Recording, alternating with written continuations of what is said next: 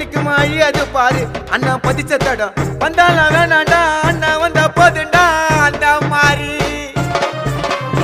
துணிச்சல் தூரம் இல்ல எதிரின்னு யாரும் இல்ல மகுடம் சூடாத மண்ணண்டா ஊருக்குள்ள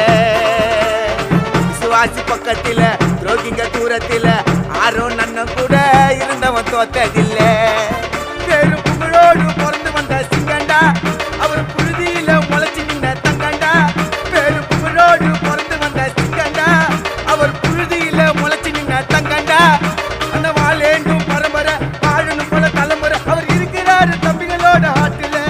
அண்ணன் உருவாக்கின அந்த கட்டலா கோட்டில